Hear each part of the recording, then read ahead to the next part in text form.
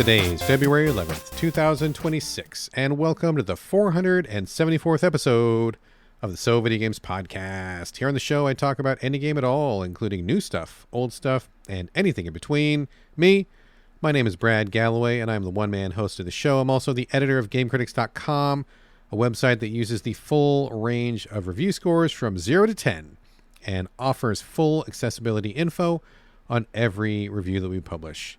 Hello, thank you for joining me today. And if you are a regular listener, you probably have realized this episode is coming out pretty late.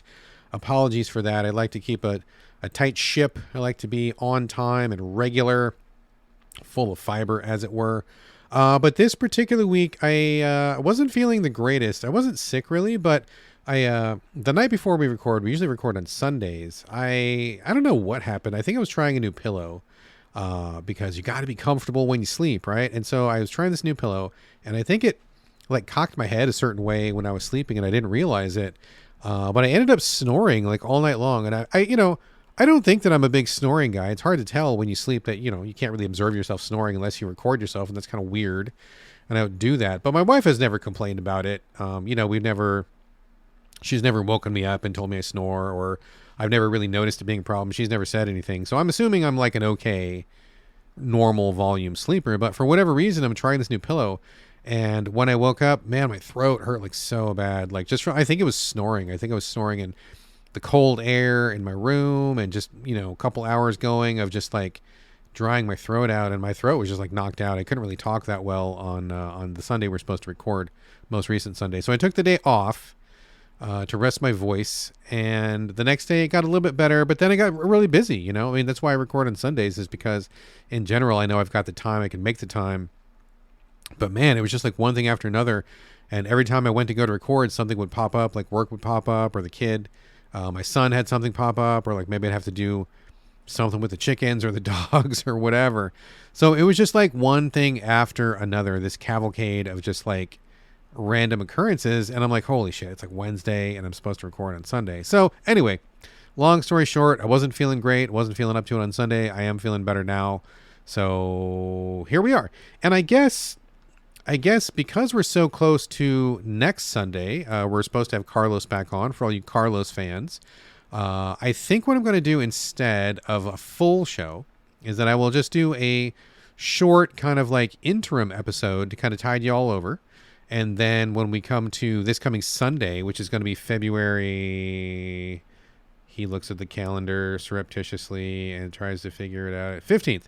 When we get to February 15th, that'll be a full show, probably a little bit extra show, and Carlos will be here, and we'll just kind of get back on track there. So anyway, if you care, that's the reason. If you don't care, then I've wasted 2 minutes of your time. I apologize. But I do like to explain why the show is not on time. It kind of bugs me. I like to be regular, predictable.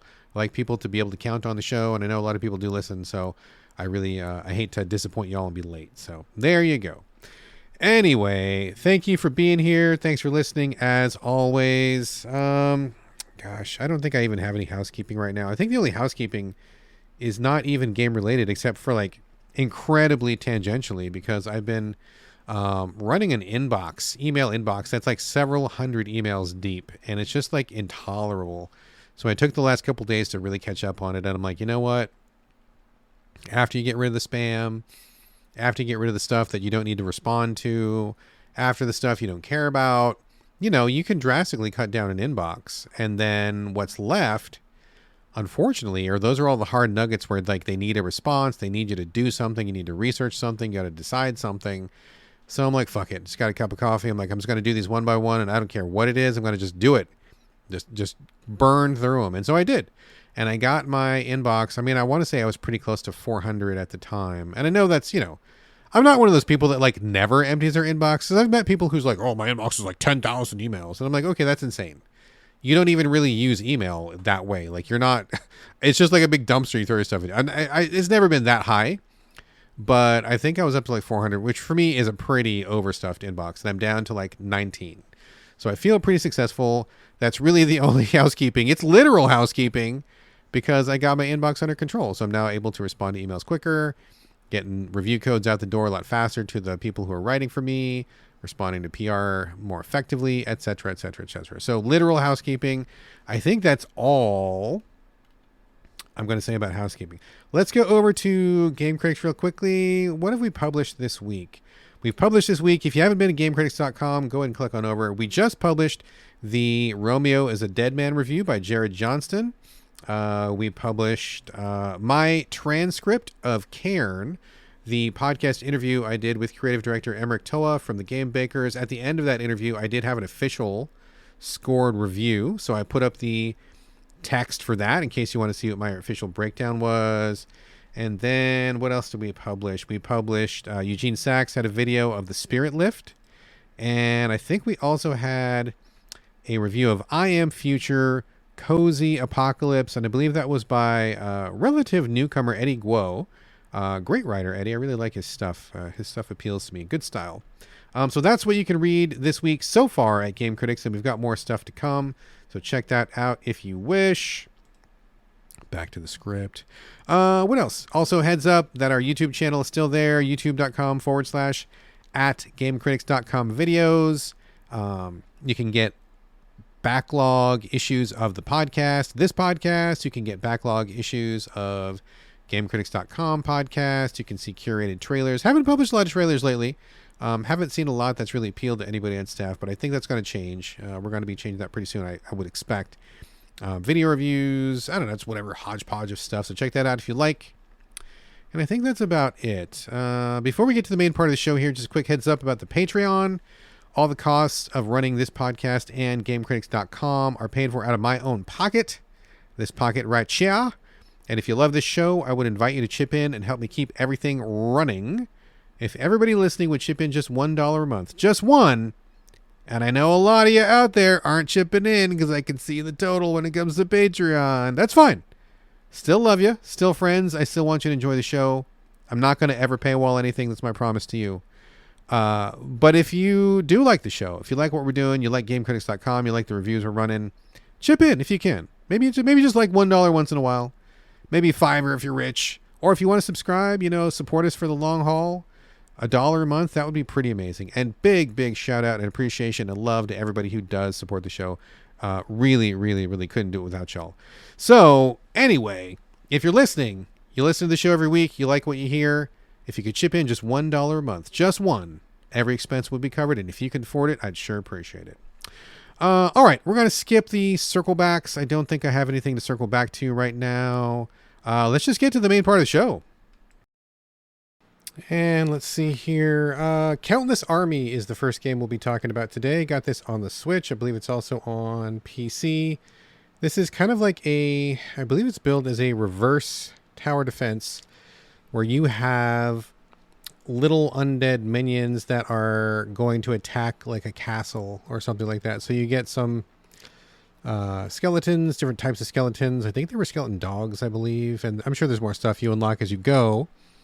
And you kind of like arrange them in a certain way, and then you send them off and they go and attack this place. Cool idea. I like the idea. But this game feels extremely rough, very rough.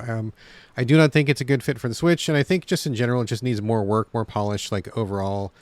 I remember as I started this, I haven't played it for a couple days. As I started, I couldn't even figure out like the controls, like the way that the controller was mapped and what was going on was really like unintuitive and confusing. And once the play got going, I was like, okay, like this is really small graphics and the controls are weird and the tutorial is not great. It just feels it feels like a great idea that just needs like a lot more polish and finesse and sparkle to it. It just feels really raw and kind of like unfinished. So didn't spend a lot of time with that one. I think it's a great concept. I like the idea of having an army of the dead that you send against a castle or emplacement or something like that and kind of wear it down over time. Cool idea, because we're usually doing the opposite. I get it.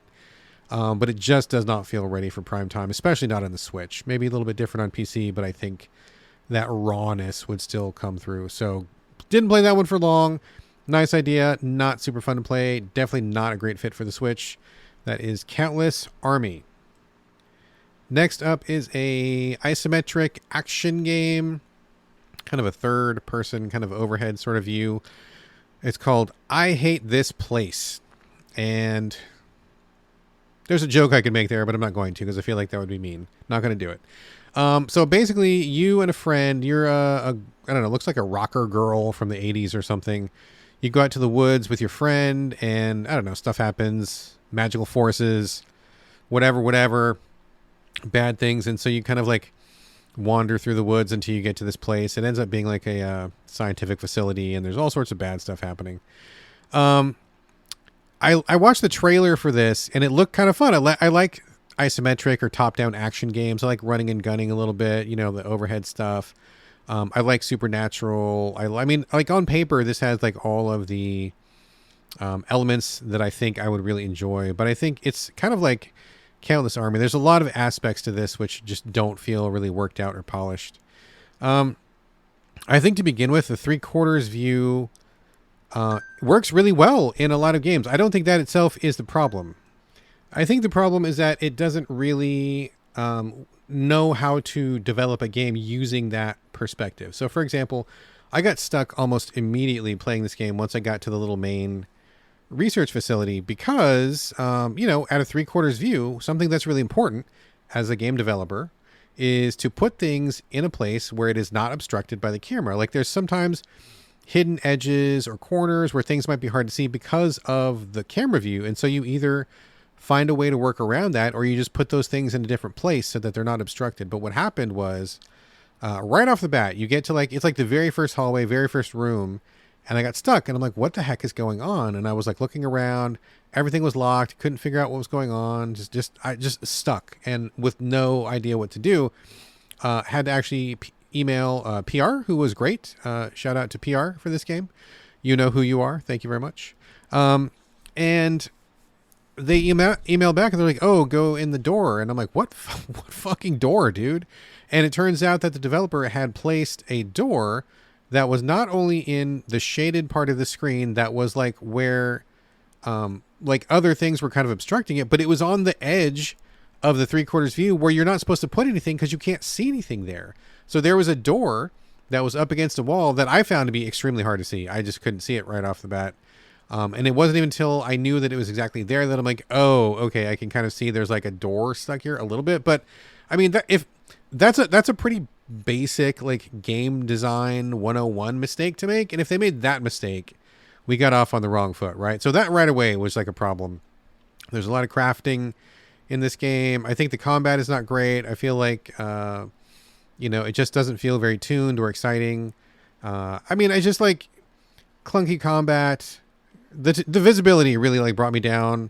Tutorials, I think, were not great to explain what was going on. And then there's no map. Like when you're in the facility, it's kind of like a maze. Maybe it's different later on, but like as you're walking around, there's a map that's bolted like to the wall. And so like when you're in the foyer or something, you can see the map because it's on the wall. But then once you leave, you can't take the map with you. And so I was like wandering around. Hallways kind of looked the same. Wasn't quite sure where to go. Run back to the place where the map is if you can find it. Look at the map again. Try to remember it as best you can. Then run back to the level and try not to get lost. I mean, that's just like, bro, come on. So fucking cheesy and just like stupid. Like I just do not enjoy. This game just made like a lot of like really basic, like player unfriendly mistakes from the get-go. And like, if it was that tedious, like half an hour or 1 hour in, there's no way I was going to stick around and do the rest of it. So just a case of like, cool idea, doing isometric combat, fighting forest monsters while you're an 80s rocker chick. Like that all works for me. I would gladly do all of that. But if you're going to do the thing you're going to do, you know, ask players to look for key cards and collect items and crafting and 3/4 view combat and isometric camera. Like you got to make it work, man. It's got to just work. It cannot be a thing that you're fighting the camera viewpoint and you're fighting the interfaces and everything. So I just was like, so many rough edges as soon as I started playing this game. There's no way that it got better later on. It only get worse, honestly. So I bounced pretty quickly, which is a shame because I think the aesthetics are kind of cool. I think the concept is kind of cool, but man, it just needed like more playtesting, more polish, more focus, just to smooth it out. And I think eventually there might be something pretty cool here. But as it is, I had to pass pretty quickly. So I hate this place. I'm not going to say I hated it, but man, I had a pretty bad time. So I hate this place. Going to pass on this one. Next up is Duchy, I guess is how you pronounce that. I don't think I've ever had to say that word out loud before, even though I've read it in a book. So I'm doing that thing where you just take your best guess at it. Drop Duchy, I suppose. This is one I've been looking forward to for quite some time. I think it was brought to my radar last year by fellow indie game lovers of all kinds. People in the Gaming in the Wild Discord talked about it. I know John over at Gaming in the Wild talked about it. A couple other folks that I know and trust were really selling it to me. So I was very curious, but it was on PC at first, and I was hoping that a console version was coming, and here it is. Kind of by surprise. I guess I wasn't expecting it, and then it just pops up on Xbox Game Pass. So I'm like, hey, that works because I've got Game Pass. So Drop Duchy is, it's kind of like a mix of things. It's a little bit of a deck builder. It's a little bit of a strategic game, and it's a little bit of Tetris. Basically, if you haven't seen this, you start off with like a deck of cards, and you have just a couple cards at the beginning, and you don't have very many. I think you start off with like 2 cards, and then you kind of unlock more as you go. But I think, if memory serves, you generally have I think 3 or 4 cards per match, and that's kind of it. So it's not a huge deck builder. It's just like an element of it. You go to a Tetris-like screen, and there are a certain number of blocks. They tell you how many blocks there are ahead of time, so you know what you're in for. And then they start dropping, but it's not like timed or anything. You can take as much time as you want. You can just kind of place them where you want. It's not like you're rushing against the clock like an actual game of Tetris. It just looks like Tetris. So you get these, Tetramino type shapes that have forests, plains, farms, castles, watchtowers, farmhouse, etc., etc. And so they show up, and you can manipulate them, turn them around. You can also hold one off to the side. I mean, like all your basic Tetris functions are here, more or less. And so what you want to do is you want to line them up in a certain way. When you make a line, you collect the resources from that line. So if you've got like forest, farm, and you make a line with those, then you get all the resources. You get a couple forests and some farm stuff. Also, you can place like farmhouses. It'll be like, oh, if you drop a farmhouse, and I forget what it is. It's like collect double resources from any farms that are within your radius. Or if it's a watchtower, it's got some kind of effect or something. And so some of the things that drop are yours, the players, and some of them are enemy teams. So like maybe you'll drop your castle, but then there will be like an enemy castle, and you'll have to be careful where you place it, because if you put it in a place that's advantageous to it, then it makes it stronger when you eventually fight at the end of the round. At the end of the round, after all the blocks have been placed, or if you can no longer place any because there's no more room, the round is done, and then you go to the combat phase. And then it's really weird, the combat. It's like you choose where to start. Every enemy or ally on the screen, you pick one of those, and you kind of like draw a line between them. And then as you go from one to the next, whether it's yours or an enemy's, then I forget exactly. It's like you subtract the value or something like that. And then like you go through them one by one, and then whoever is like got the biggest number at the end or something wins. Like it's kind of like abstract and weird. So I've seen this game for a long time. Very excited about it. People telling me about it. Sorry, we're very excited about it. And I'm like jumping into Xbox, and I have to say, I just don't like it. I just really dislike it. I guess in my head, I have a better game than this in my head, I guess, if I was to be an asshole, and I guess I will be just for a second. When I was imagining what this game would play like, it plays better in my head, and it's more exciting. I think that I don't want to futz around with the deck builder stuff, and like it's all kind of like, I mean, it's not the most arcane stuff I've ever seen, but it's like a little bit one notch more complicated than I want it to be. And then when you do the Tetris dropping, I was kind of hoping like it would just kind of like automate, like, oh, you dropped a thing and it just goes, and you don't have to think about it too much. Like you're kind of just doing matching, but there's a little bit of strategy. But like, I guess I just thought more of it would be automated, and you wouldn't have to like dick around with like all the resources of like collecting the farmland and stuff. I figured it would just be a little bit lighter than that. It just feels very slow and very dry, and just not at all what I thought it was going to be in my head, I guess. And so I'm just like, wow, this is really not what I wanted.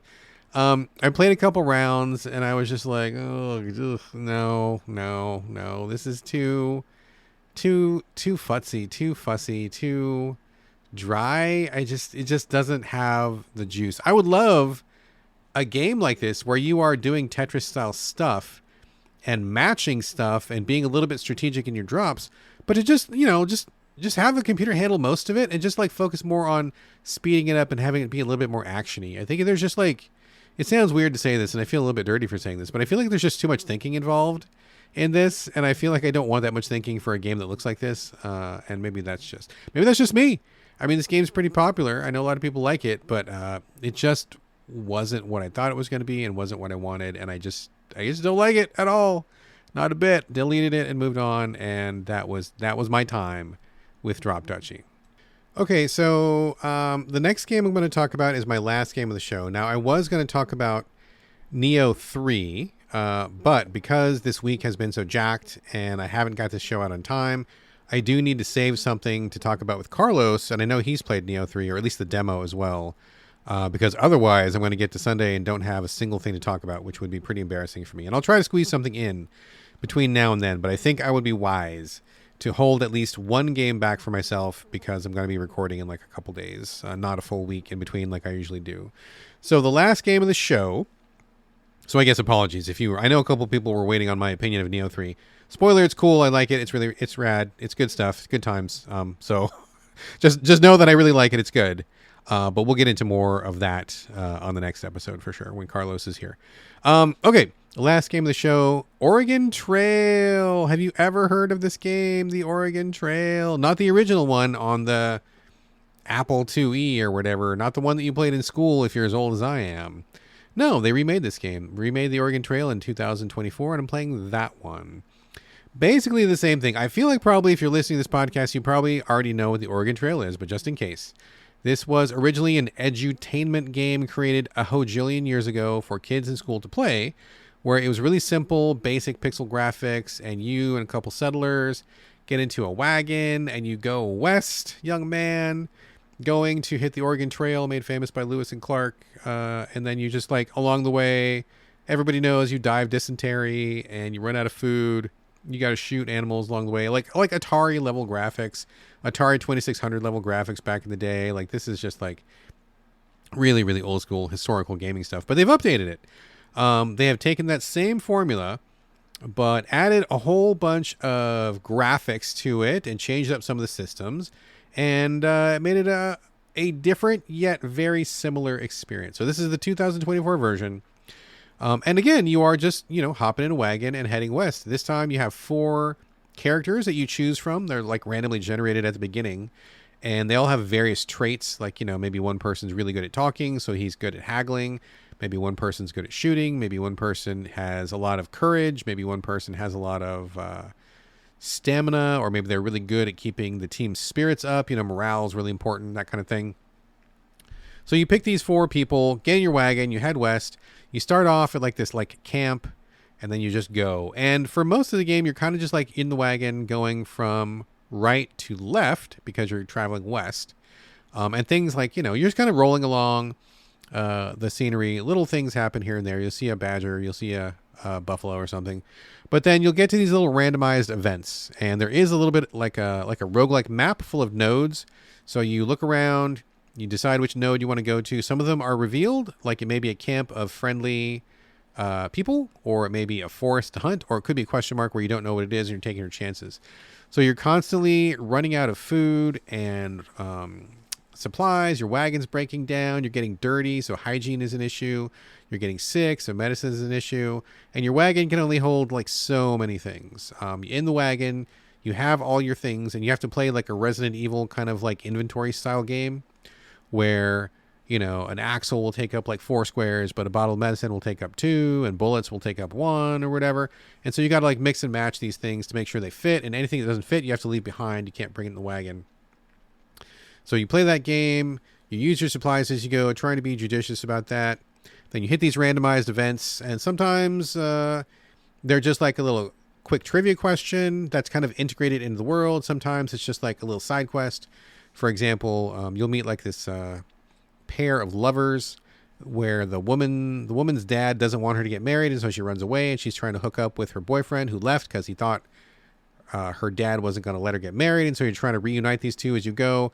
It's all pretty passive. I mean, you're not doing like a lot of stuff. Like, for example, they'll be like, oh, if you give me 3 beaver pelts, then I'll be able to get married. And you go, you do have them or not? You give them or you don't, and then you kind of like go like that. You don't really like go on a quest. I mean, this all kind of happens as you're traveling west, and you'll meet the same people over and over. You'll meet the same precocious little girl who keeps getting into trouble. You'll meet the same wacky inventor guy who's trying to like invent a flying machine. So there's all these little fun little events that are peppered. But basically it's all about managing your crew. Very light touch managing. This is like very, very light sim. This is not something that you're going to be like, excruciating over a spreadsheet with, or you're not going to be, looking up FAQs or anything. I mean, you're going to just play this and just kind of roll with it. If there's multiple difficulty settings, other settings to mess with as well. You collect money along the way. I mean, it's pretty straightforward and pretty simple. And if you've ever played the Oregon Trail at any point, you have a pretty good idea of what to expect. It just looks a lot better. The graphics are pretty cute, really upscaled, and like, they look like real humans now, not just a bundle of pixels. And I think the events are fun. There's like a fishing mini game, the hunting mini game. You trade when you get to a post, like real Oregon Trail, Wild West kind of stuff. So I think that's all really good. It just works really well. Having a good time with it. It's super chill. It's really, really super chill. I got it on the PlayStation, and I really kind of wish that I'd got it on the Switch instead, because I think it really lends itself towards a handheld, because there's not a lot going on the screen. It's pretty slow. You can pause at any time. It's really just about making a couple choices here and there. So I think it's perfect for a handheld, but I'm still having fun on the PlayStation 5. It just seems better for something like in short bursts on the go. And I haven't even finished my first run yet. I haven't even gotten to Oregon yet. They break up the trip into many smaller, one big trip broken up into small pieces is what I'm trying to say. And so like you'll get to like a fort, you'll take a break, restock, resupply, and then you'll have like 4 or 5 stops in between, and then you hit the next fort, and then like, you finish off a side quest and resupply, and then you do another 4 or 5 stops in between. So it's like this pretty epic journey where you're doing these different things, and you'll meet people, you'll find things, you'll have these little like side quest mini adventures and stuff. It's really fun. Really enjoying it. It's really chill. It's really laid back. Management's good. Graphics are good. It's pretty easy to understand. And in this particular version, I am still working on the main Oregon quest. I haven't got to Oregon yet. But along the way, you do unlock a bunch of stuff. There's a whole bunch of other modes. There's a lot of difficult, way more difficult chapters that you can do. There's like one-off chapters. I think one of them stars a couple of indigenous people that are doing something for their tribe. I think there's one where there's like a funny one where it's like a bunch of chefs that are kind of like on the road together. So there's a bunch of other stuff besides just the straight up Oregon Trail. Many, many different modes, DLCs that you can get, different character types. Some people are way, way, way better at something than others. And so you can kind of mix and match when you unlock those people. And by doing these other bits of content, you will unlock stuff for the main Oregon Trail mission to make it easier or just more interesting or nuanced. I will also say something that's interesting here is that at the very beginning of the game, the developers say something along the lines of like, the original Oregon Trail was created in a different time period, and we have learned a lot since then. And this is the first Oregon Trail game where we view indigenous people as equals and as people to be, welcomed and worked with, and, who are basically our brothers, not as enemies as they were like in the original Oregon Trail. To be honest with you, I don't remember. I mean, I remember playing the original Oregon Trail, but I don't remember like shooting indigenous people, which probably would have been a very common thing back then. But this is the first time you can be an indigenous person. It's one of the unlockable characters, I believe, and I think some of the side quests have you being indigenous people. So they're shown in a updated, more modern, and more culturally appropriate light, which I think is great. I'm glad the team did that. I'm glad they took the time to acknowledge it as well. So this is the one where if you are an indigenous person, or if you just respect indigenous people, as we all should, then they are treated much better in this version than they were in the original. And I applaud the developers' stance to move things forward like that. That's great. Great stuff. So it's fun. It's the Oregon Trail. It's a pretty known quantity, but this is a shinier, snazzier version, a lot more content to it, a lot more a lot more things to mess around with. But it's a good version. I'm loving it. Doing 1 or 2 trips a night. I'll get to Oregon eventually, even though right now I actually live north of Oregon, so I should be going south instead of west. But it'll get there. We'll get there, and it'll all be good times. So Oregon Trail, the 2024 version, good stuff. Okay. That's it for the main portion of the show. Like I said, I was going to talk about Neo 3. I'm going to save that for the Sunday, and I'll try to play at least 1 or 2 more things in between now and then so I can have something to talk about. Carlos will be here. I do have a couple things to talk about in terms of TV and movies. Let's do a couple of these real quick, and then I'm going to bounce. Wife and I have restarted a series that we loved back in the day called Warehouse 13. This is a TV show. I think it runs for 5 seasons. It's about, I think, 100 episodes total, so it's not really that long if you just kind of buckle down and get through it. It's about 2 secret agents who are recruited into a new branch of the service they've never heard of, and what it is they go to work for Warehouse 13, and so Warehouse 13 collects all of these magical artifacts that have been created by various events in history. So, for example, I don't know, like Marie Curie or something. She might have like a special syringe that she used. And so that syringe has kind of a power. Like maybe it can cure people if you find Marie Curie's syringe. Or like maybe, I don't know, Albert Einstein's pencil will like help you solve math equations or something. Some of them are really beneficial and good, but a lot of them are really evil, whether they're intentionally evil or just misused. But a lot of them are very dangerous and they're being misused by people. So these 2 agents need to go around, collect these artifacts, bring them back to the warehouse. They have a good, strong cast of clearly delineated characters. Everybody's got their own thing. They're all fun group to hang out with. It's light, it's fun, it's science fantasy, just a good time. A lot of laughs, a lot of just like, I don't know, it's like a comfort watch for us. I think Warehouse 13 is really good. So we watched the entire season, the entire show before, and we're just really having a good time watching it now. So it's good stuff for sure. Also, we'll say that the family just finished Percy Jackson, the 2nd season on Disney Plus. This is a remake of the films, which were based on the books written by Rick Riordan about a boy named Percy Jackson, who is the son of the Greek god Poseidon. He is growing up in the normal world and doesn't know his dad and doesn't know what's going on. And so he gets, wrapped up into like all these adventures with his friends. And it's just a really good, fun watch. Perfect for families, or it's just like good fun for, if you like, something adventure-y, not too bloody, little jokes. It's pretty good. Like they do all sorts of Greek references. They do like monsters, crazy combat, swords, and that kind of stuff. But it's also mixed up in the real world as well. I think the cast in Percy Jackson is really good. And even though the movies I thought were pretty fucking decent, I think the show is actually better than the movies. But they're all good. It's all good. So the Percy Jackson season 2 just finished. They are going to wrap it up in season 3, which they say is coming this year. They said that at the end of season 2. So there's at least one more season to come. And I think they're probably going to wrap it up after that. And that'll be a pretty good watch. So Percy Jackson on Disney is great. The other thing I will call out really quickly is that School Spirits season 3 is back. This is a limited series, I guess, about a girl who gets killed in her high school, but she becomes a ghost and she doesn't know who killed her and she needs to solve that mystery. While she is in the middle of this, she realizes there's a lot of other ghosts at the school of kids who have been killed or died there.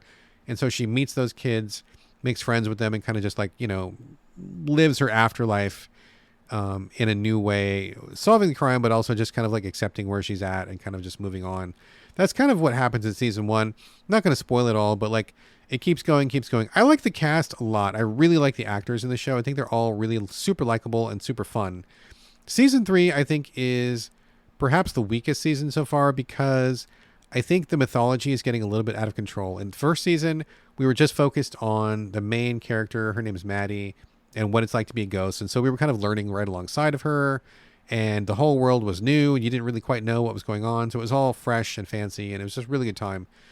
In season 2, they got, I'm not even trying to describe this. They got like a little bit too specific. Like the rules of being a ghost got a little bit too specific. Like it got less about being in the afterlife and just existing. And it became more about like, how far can we go away from the school? And like, how do we navigate these certain things, and where can a ghost go and where can a ghost can't go, and what can a ghost do? And it got like really specific in a way that I felt like was stripping the mystery out of it a little bit.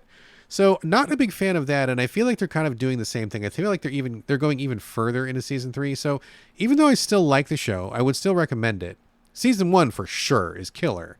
But I feel like in season 3, I feel like they're getting a little bit lost in their own sauce, and I think they need to just really go back to focusing on the characters like they did in season 1. I'm not really super convinced or interested in the minutia of the lore they're creating for this like pretend ghost world. A lot of rules, a lot of weird stuff going on. I think I would prefer them just being ghosts and kind of like vibing off each other. But still worth a recommend, still worth a watch. So check it out. But season 1's killer. I recommend season 1 to anybody. All right, let's take a look here. Yeah, okay, that's a show. Again, sorry for being so late. Gonna get this out tonight. Everybody, thank you so much for your patience. We'll be back with a full show in just like a couple of days on Sunday. I'll try to get that out the door on Sunday. But for now, this is it. This is what you get.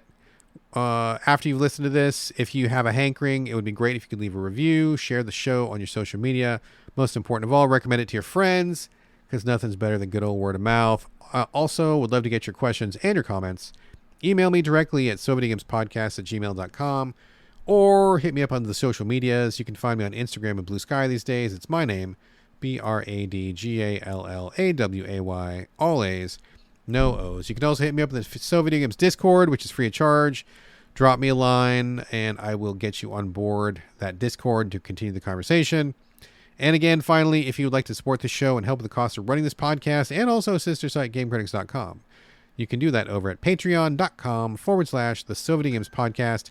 Every single dollar helps, and €1 helps that much more. Folks, that's going to do it for episode 474.